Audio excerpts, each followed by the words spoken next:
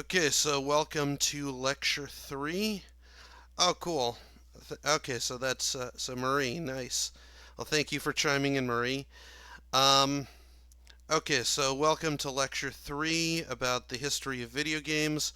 We are continuing our look at the prehistory of video games, like essentially gaming before there were video games. And the last time when we left off, we had uh, we had gone through essentially hold on, let me pull up the slideshow. We had gone through the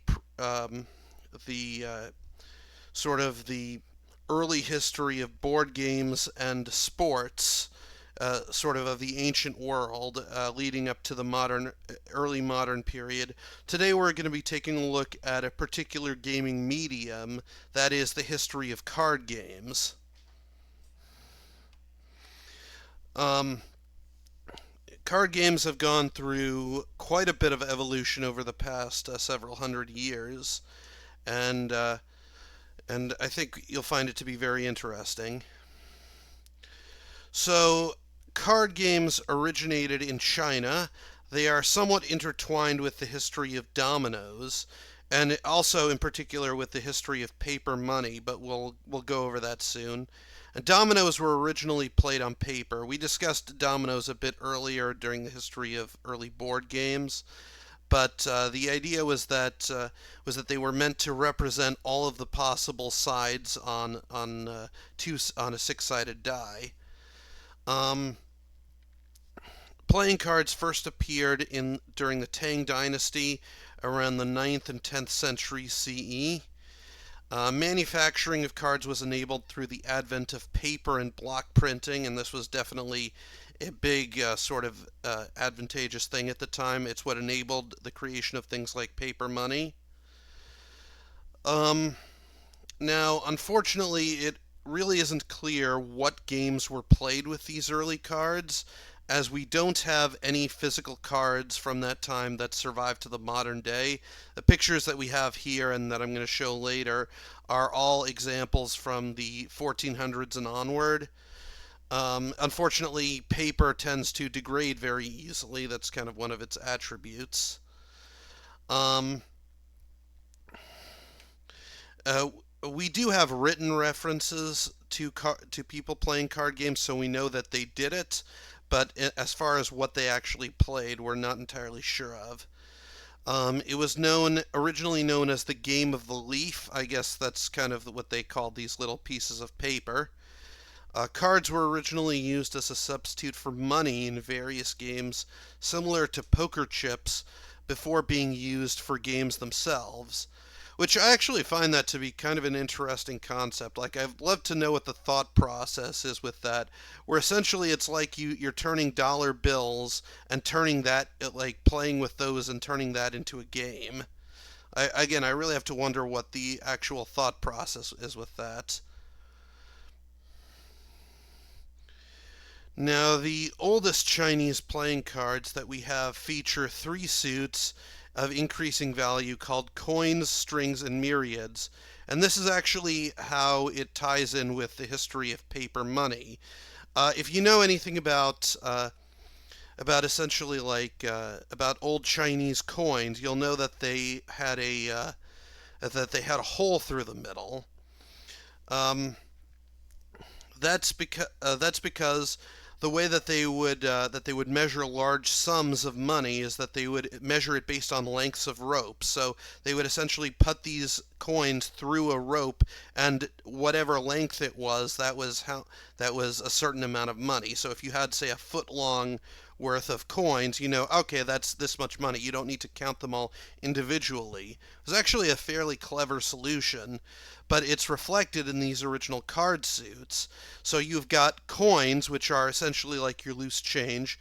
You've got strings, which are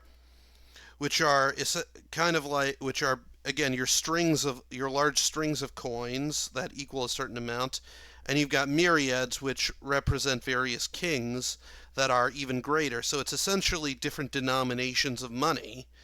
Uh, and it's clear that they had a lot more variation in money, in sort of denominations of money than we do today. You know, they didn't just jump from like $1 to 5 to 10 to 20. It looks like they had quite a bit of wiggle room in between. Now, cards, they're convenient because due to being cheap, lightweight, and portable. In fact, really, card games kind of became the portable game of choice in the future. Before you had card games, the most common sort of game that you would have if you wanted to take something on the go and play with your buddies is you would bring dice or knuckle bones. You would sort of bring either a pouch or a cup full of dice. But carrying around a deck of cards is very easy, and that's a reason why, for example, soldiers have been known to carry them very frequently. Let's see. Now, it didn't take cards long to proliferate and spread to other parts of the world. One of the earlier examples is a card game called I'm probably going to mangle this, Tojian. It was a card game from Korea. It was very popular throughout the latter half of the Joseon dynasty, and it consists, instead of flat cards like we have today, it used these very narrow strips, as you can see. Decks usually consisted of about 40 to 80 cards split among 8 suits. Uh, in the Middle East, card playing cards spread into the Middle East via the Silk Road, and they often featured very elaborate illustrations. These are a few examples of them here. And man, I have to say, like, these are kind of worn down because they're old. Like, you can see sort of the paint is sort of fading away. But man, the artists for this really went above and beyond with these. These look freaking gorgeous even today. Um, Pictured here is a set of cards from the Mamluk Empire around modern day Egypt circa the 13th century CE. It features 4 suits, those being chalices, scimitars, coins, and polo sticks. And yes, those basically do have equivalents to the modern day suits of cards that we have today.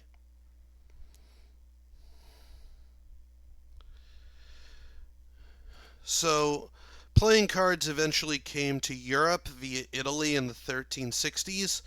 The polo stick suits were changed to batons, and Italian and Spanish playing cards actually still use these suits today.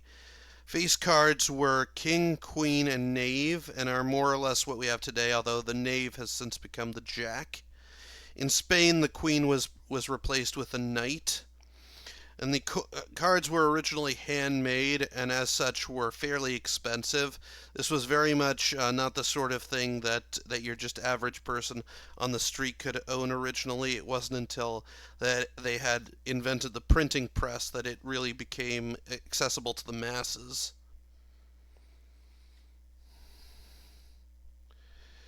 This, of course, eventually led to the creation of tarot cards, and you probably think of tarot cards as very mystical and magical, but in reality, that's actually a fairly new function for them. Um, Originally, they were used as a set of trump cards, which were added to a standard card deck, bringing the total up to 78. The imagery of the trump cards were intended to be analogies to various philosophical, moral, and spiritual concepts. It's intended to sort of reflect the greater order of the cosmos as it was understood at the time. Exact images, of course, vary from deck to deck, but they often possessed layered meaning. And while it started off simply as a game, over time the iconography on the cards became a sort of flexible language with which to express a variety of complex ideas. You could say basically like a lot of nerds at the time who were obsessed with philosophy and metaphysics kind of made use of these things fairly frequently. And over time, it became increasingly associated with Hermeticism, alchemy, and other forms of esotericism.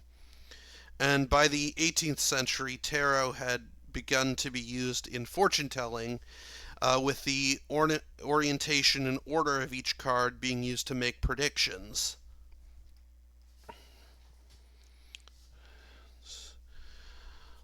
Let me just grab a drink real quick.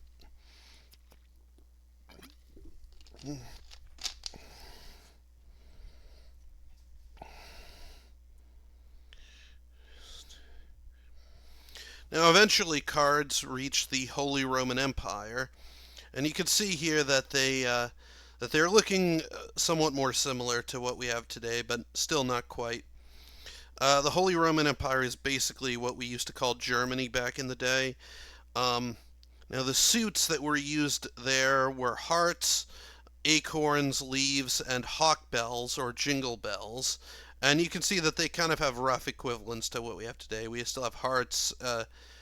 Acorns are kind of the spade, or leaves are kind of the spade equivalent. The Germans were able to improve on the manufacturing process of cards through the use of wood block, and copper press printing, which, of course, was the fact that in 1440 Johannes Gutenberg invented the printing press. And again, this really made it so that basically anyone could own a set of playing cards. And sorry, I didn't mean to skip ahead. Basically anyone could own a set of playing cards, and it became very common. Again, it was very much a game that could be played in private, or it could be taken with you on the go. It was very popular, as it still is today, really.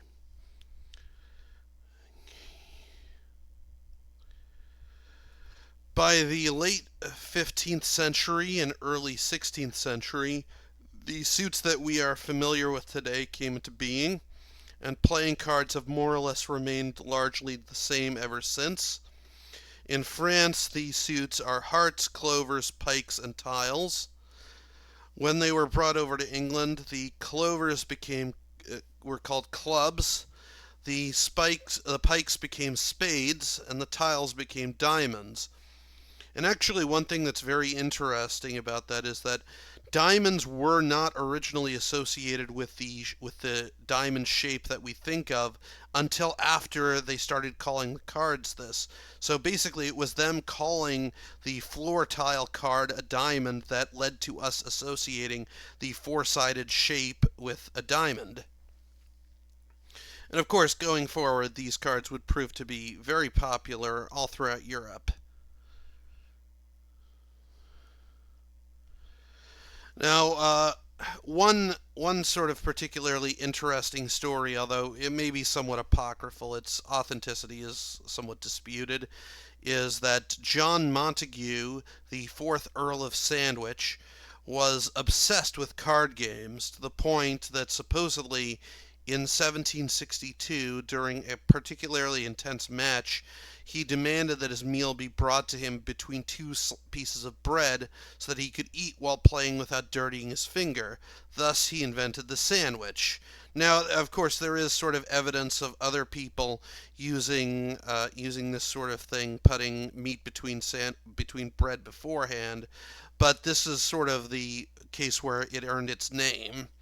So yeah, in a way, card games are kind of responsible for the creation of the modern sandwich, which is quite interesting.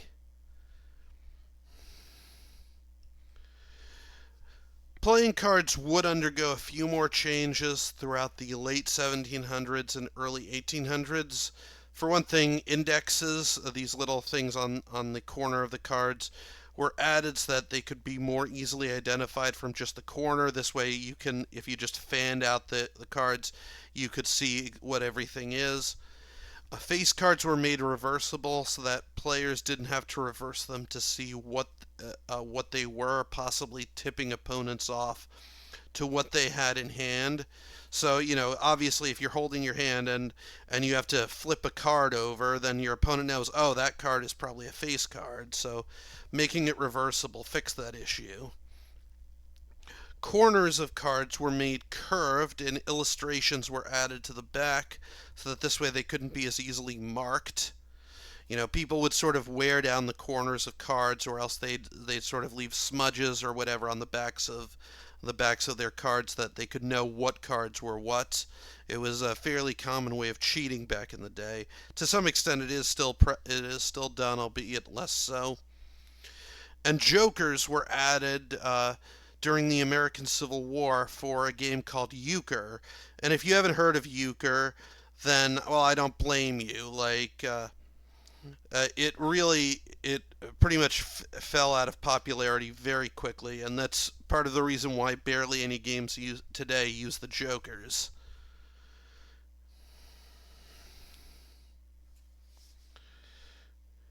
Okay, so one interesting thing is that during World War II, various playing card companies collaborated with Allied intelligence, creating cards that, when soaked with water, revealed maps, and these were smuggled to Allied POWs who used them to aid in escapes.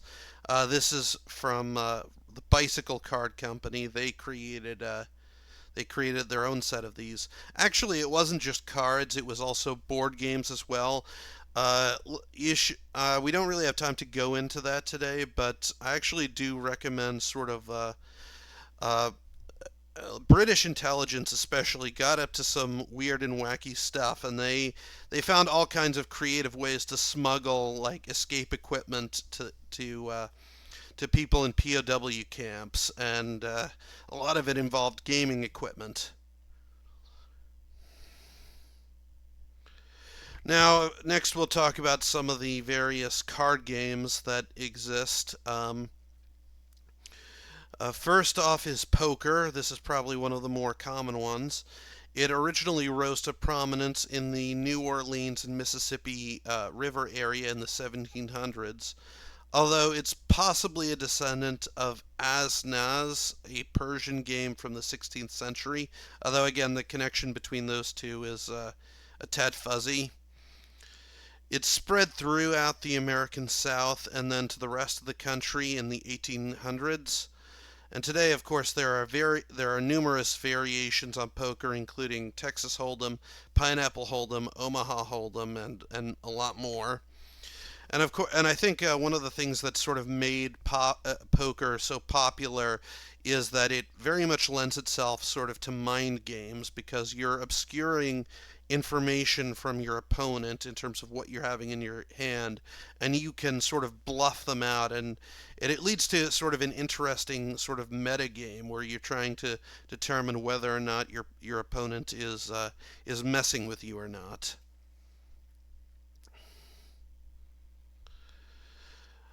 Blackjack is based around getting as close as possible without going over 21. It originated from it originated from France and Spain. It's part of a larger family of card games called 21. 21. Several years of French, all for that. Or 21 games, which, as you can imagine, are built around that sort of mechanic, although it was predated by several earlier games such as the French quins or 15 and the Spanish set e mezzo or 7.5. Possibly the oldest predecessor of blackjack is the Spanish game Tret un or 31, which dates back to the 1400s. Next up is solitaire. Solitaire, or how do you pronounce this? Pene, Pesence games are a family of card games primarily played with a single person, involving rearranging cards according to specific rules. Of course, we're probably most familiar with solitaire through things like Windows Solitaire.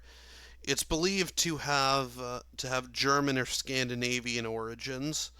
The earliest written reference that we have to solitaire is from a German book written in 1788. Hold on.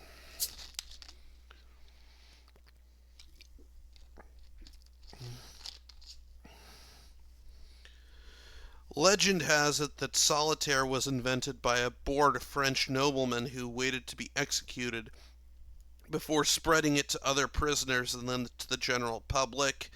It's also said that Napoleon passed some of his time while in exile playing solitaire. Both of these stories are likely untrue, but they do make for interesting stories.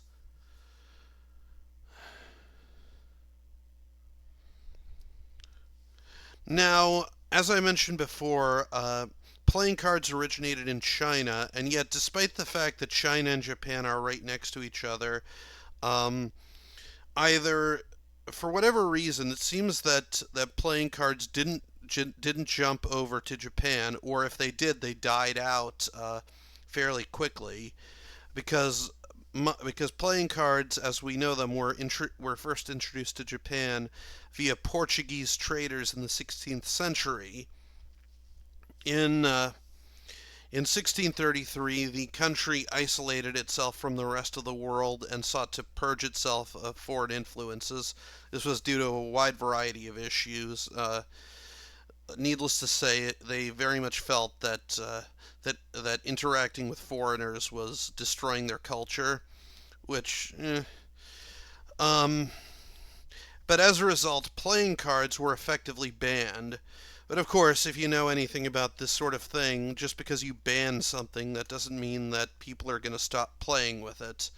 So, of course, people immediately started to find ways to try and skirt around the prohibition. For one thing that they did was that they did away with numerical cards and instead created cards based on various illustrations. These are called flower cards or Hanafuda cards. They're smaller than Western playing cards, but thicker though. They almost feel like they're made out of cardboard to an extent, or like more like cards. They're a bit thicker than it's not quite cardboard, I guess, but it's weird. You have to kind of feel one. A deck consists of 12 suits of 4 cards each. These suits will usually correspond to things like various seasons, different types of flowers, stuff like that. Now, Hanafuda was often associated with illegal gambling, and as a result, it was heavily utilized by the Japanese mafia, the Yakuza. And as a result, the games were commonly played in illegal gambling dens. Now, eventually, Japan would open itself back up to the West in 1853 as a result of Commodore Perry's expedition, but gambling largely remained illegal. But again, that didn't stop them. They still created gambling dens where they played Hanafuda. Now, one thing that's very interesting is, and this very much relates to video games, is that in 1889, a man named Husajiro Yamauchi would create a successful business of manufacturing and selling Hanafuda cards in Kyoto. Now, the name of this company roughly translates into English as Leave Luck to Heaven. Excuse me. As Leave Luck to Heaven, but you probably know it by its Japanese name, Nintendo. Yes, this is the origin of Nintendo, like the game company. This was its first operation here in the picture, and in fact, hold on. Gonna just quickly swap over to the full camera view. Fun fact, Nintendo actually still makes Hanafuda cards. This is sort of a more modern reproduction of it, featuring Nintendo characters um, that I bought recently. You can see how this box is fairly small compared to a deck of playing cards. This one's unopened, and I plan to keep it that way for now. It's something of a collector's item. But their big trademark was that they had a picture of Napoleon on the front of their cards, and in this one they of course put Mario's head on Napoleon's body essentially. Very cool.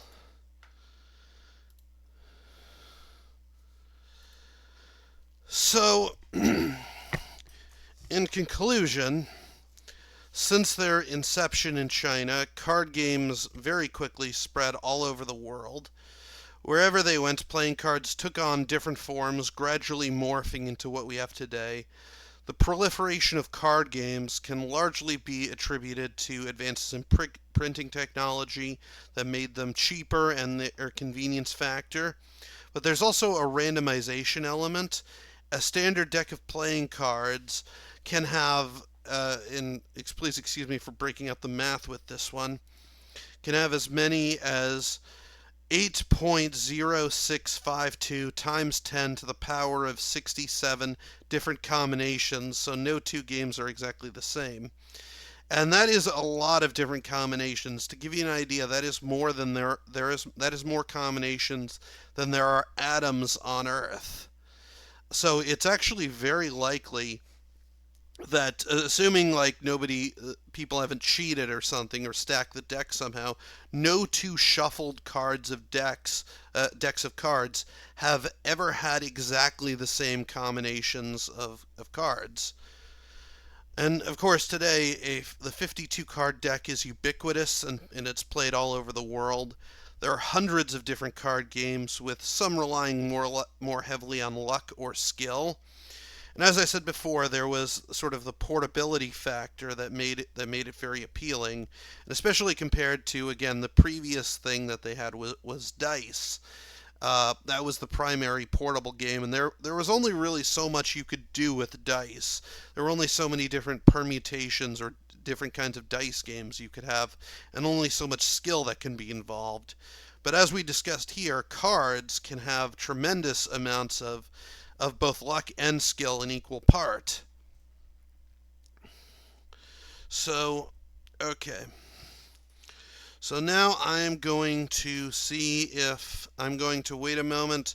If you guys have any questions, now is a good time to ask them. Yeah. I'm just going to quickly do that so that I know when the stream is caught up. Okay. Oh, very nice. Okay, so does anyone have any questions? Anyone?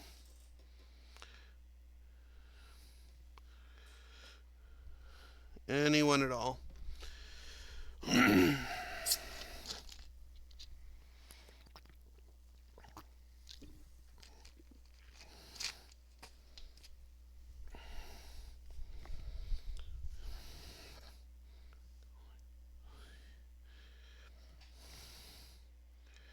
Okay, it doesn't look like anyone really has any questions. I'll give you guys like a bit more time, but we'll probably move on after that. Although, I'm considering, should we keep going or should I... oh, crud. Did I... Okay, good, good. I just wanted to double check to make sure I was recording this. Whew, for a second there I thought I forgot. Well, thank you very much. I'm glad to hear that you find this interesting. I'm considering, like, should we keep going? Because next up is the history of wargaming, and this gets a bit involved. I'm not sure if I want to split this up all that much. Like, we might want to stop it here for now.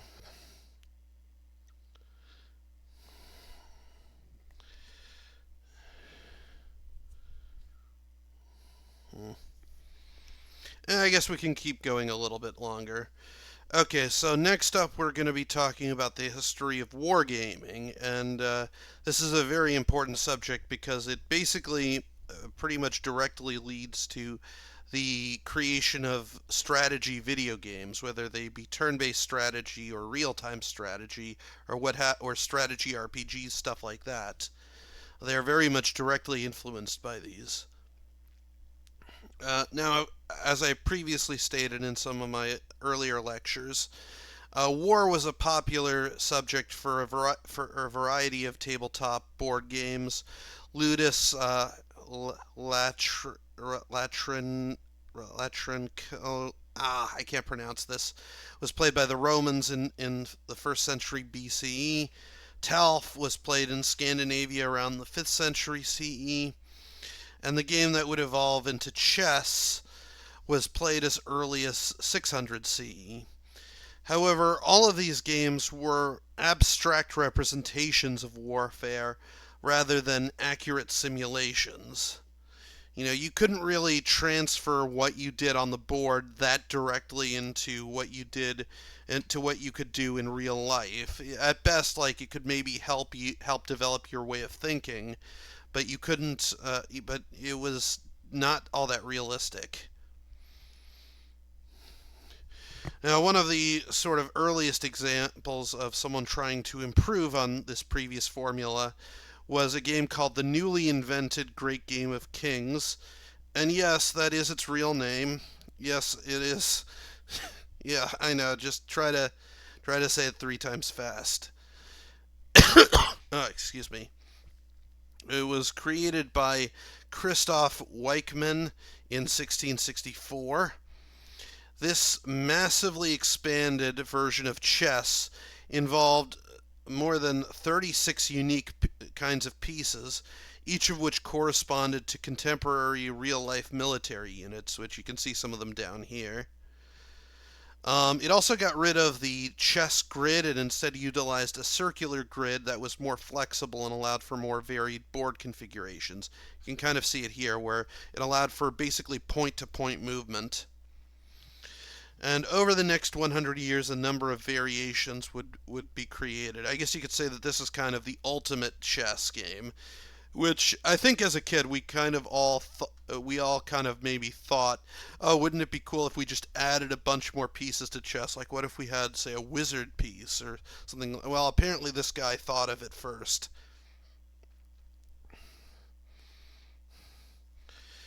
Now, in 1780, Johann Wigel, who was a professor of mathematics and natural sciences in Brunswick, created the game of Kriegspiel.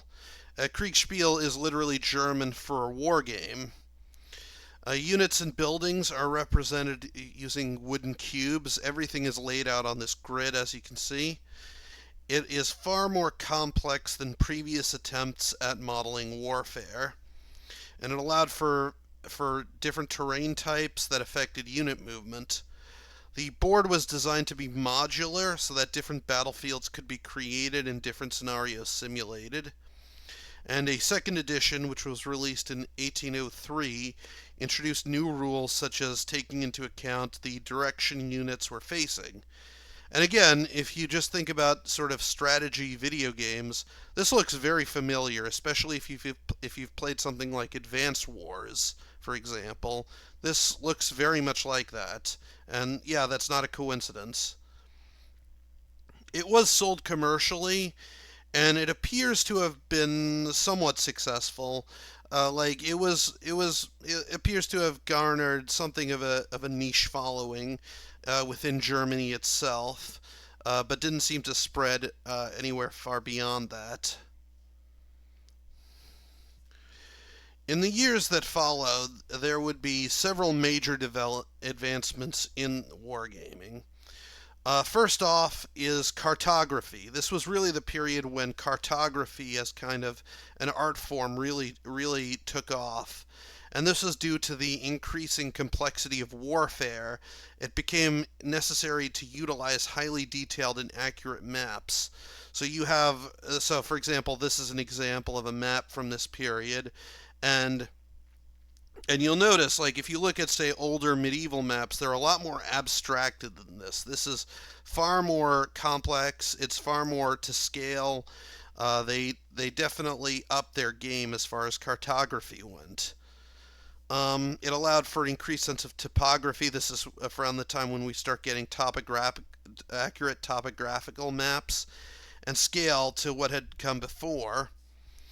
The second is that the armies of Europe began to utilize a more scientific approach to warfare, in that this involved keeping detailed statistics on the performance of different units, which allowed for improved planning. This was really the 1900s was a period when statistics in general and the study of them really flourished, and that was applied to warfare as well. But lastly, and perhaps most importantly, was Prussia's defeat during the War of the Fourth Coalition. And first off, if you don't know what Prussia is, it was a province within the Holy Roman Empire, probably the biggest, probably one of the most powerful. Well, it was kind of it was very much in contention with Austria as far as most powerful province in the Holy Roman Empire. But one thing you have to understand about Prussia is that it was very militaristic. It very much prided itself on its military prowess. And in fact, as the philosopher Voltaire would say, where some states have an army, the Prussian army has a state. So you could say that it's basically like it's an army with a state built around it. But yet, in spite of this, Prussia's forces found themselves soundly defeated by Napoleon's Grand Army during between 1806 and 1807. Leaders from Prussia swore that they would never again suffer such a humiliating defeat. And you got to understand also is that Prussia is relatively small in the grand scheme of things. They don't have nearly the population of France. They don't have nearly the industry or natural resources of France. So in order to sort of match France on a military level, they're going to need to get creative. They're going to need to find ways to improve the performance of the units that they already have.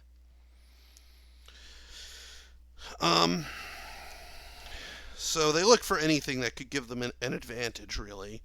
And it's no coincidence then that Prussia would be the country that most enthusiastically embraced new advances in military planning, such as improved cartography and statistical analysis. And very much, you could say that Prussia were kind of the innovators in terms of what I guess you might call bureaucratic warfare, and that they were kind of some of the first people to have what you might call a sort of general staff, people whose job it is to just plan, to organize logistics, stuff like that, on a massive scale, and they really kind of perfected it. And it's also no coincidence that these would be the guys who would end up further developing and perfecting wargaming.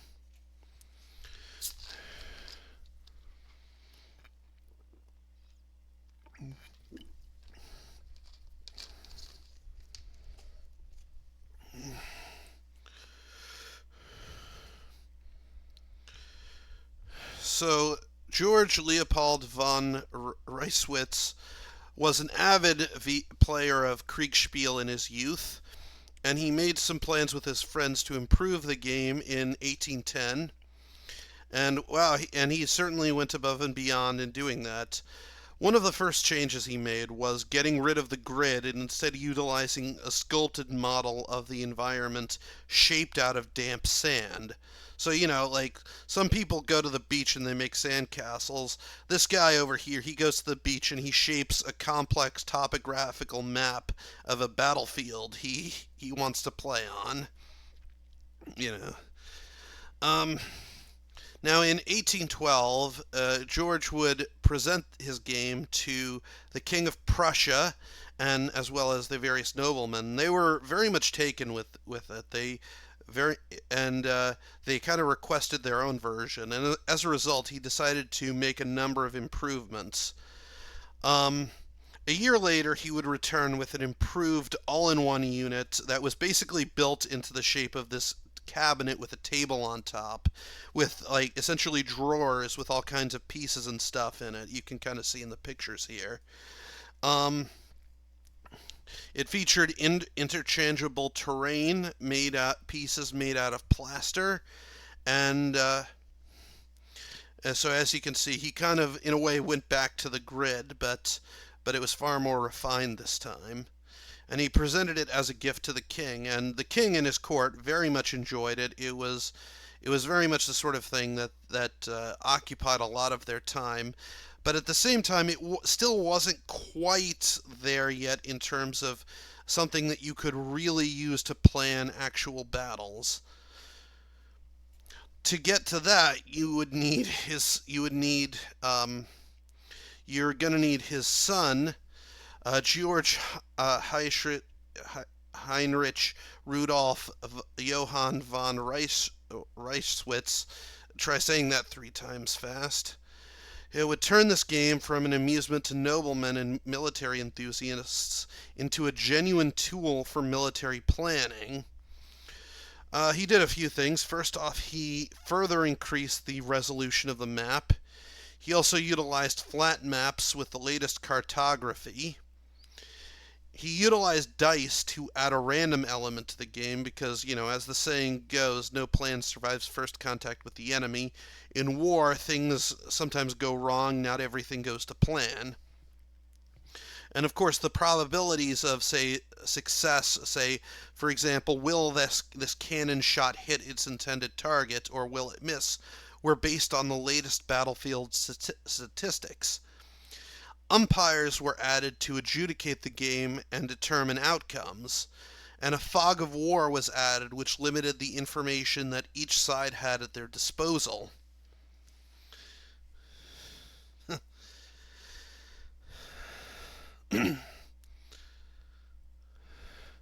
Generally, the game would be played with 3 different boards. Each side had their own board where they can see all of their own units, and then there was a third board that was shared between the players and contained the units that each side is aware of and can actively see at any given time.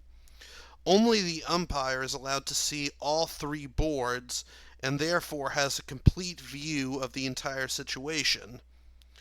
The umpire also serves as an intermediary between the players and the imaginary troops. Players take on the role of commanders that issue orders, and much like in real life, there's a delay between when orders are issued and when they are received by the troops, and when they're actually acted on. Umpires also interpret how the troops interpret and act on the orders. Um, and this allowed for a wide variety of different scenarios, including ones that were unbalanced or allowed or had were asymmetrical, just like in real warfare. And when you think about it, the umpire was almost like he was almost taking the raw data that the players were created and sort of crafting a narrative out of it. And some of you out there might think, wait a second, this sounds a bit like a dungeon master from Dungeons and Dragons, if you've ever played that. And yeah, that's actually not a coincidence. The role of the dungeon master was originally inspired by the umpires of these war games. Hey Shai, nice to see you here. And yes, that was indeed a great birthday gift.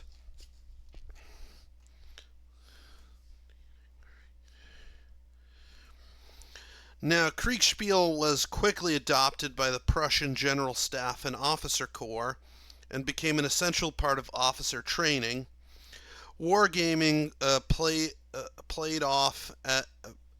Wargaming paid off as it was heavily credited for Prussia's rapid victory during the Franco-Prussian War of 1870 to 71.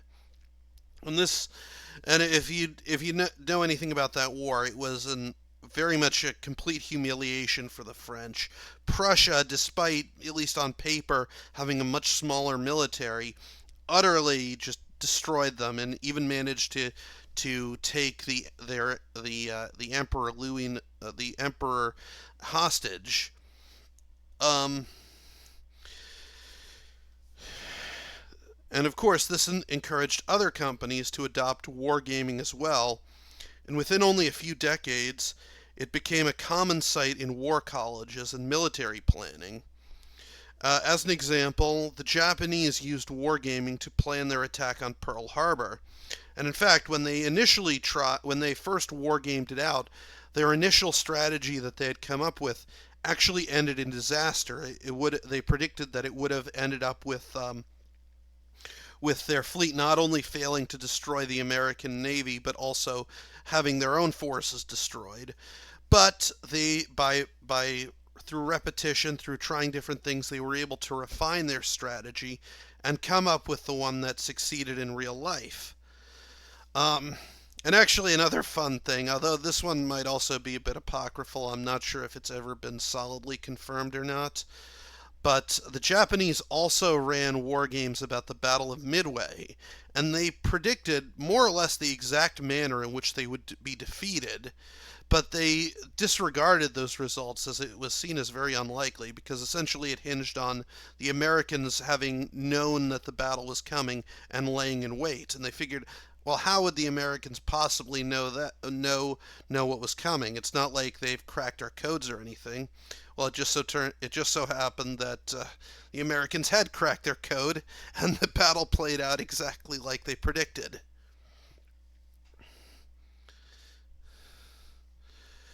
Starting in the 1950s, computers began to be integrated into these war games, allowing for a greater level of detail and complexity, as well as allowing for faster calculations.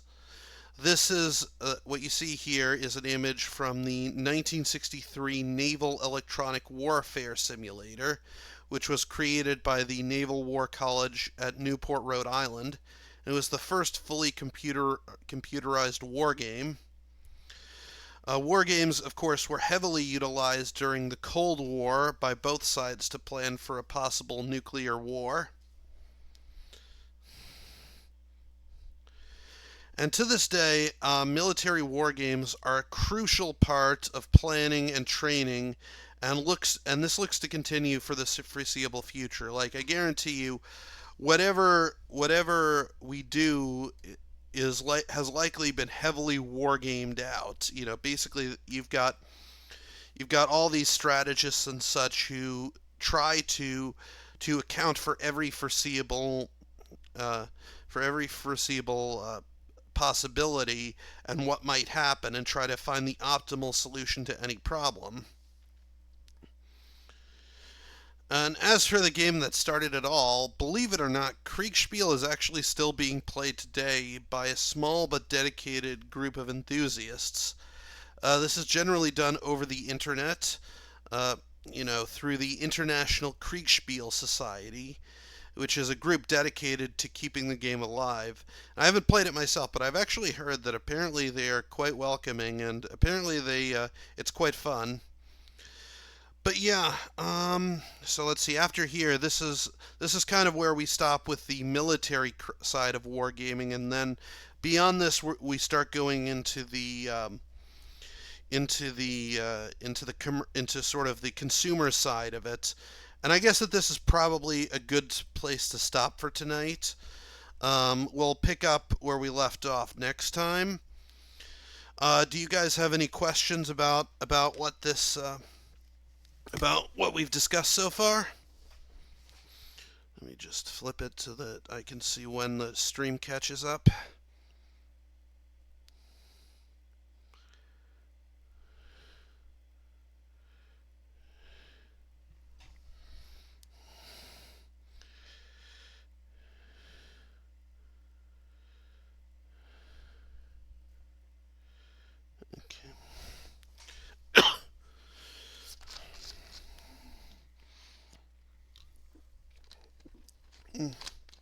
Okay, I guess nobody here has any questions.